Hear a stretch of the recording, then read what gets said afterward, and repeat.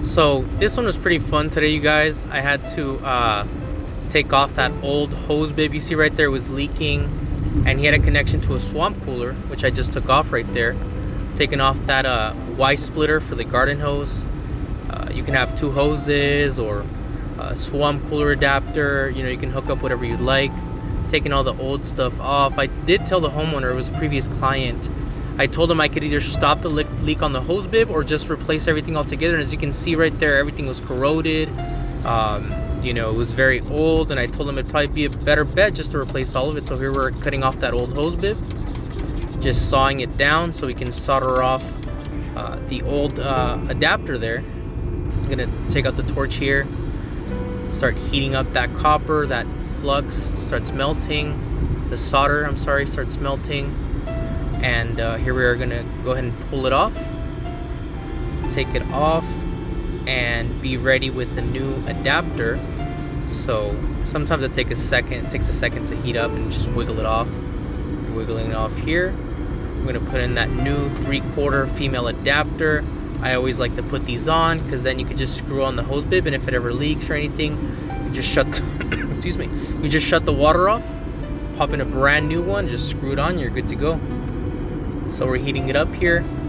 Gonna put some solder, make sure it's nice and has no leaks, nice and leak free.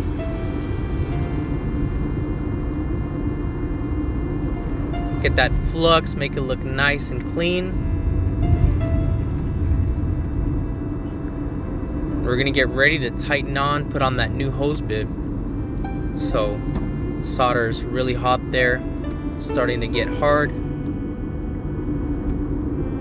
Make sure that solder goes all around your soldering joints. You want that stuff to really, you know, really be leak free. You want to clean it up, make it look nice and shiny. Take your time, make it look nice. We like to make sure that it doesn't just work, but it also doesn't look too bad, right? So we take our time, we clean it up a bit. And here we are going to get our hose bib. We got, what I do is I do both the Teflon and the pipe dope, and that makes really good seal. You have never had a problem. I've never had a leak.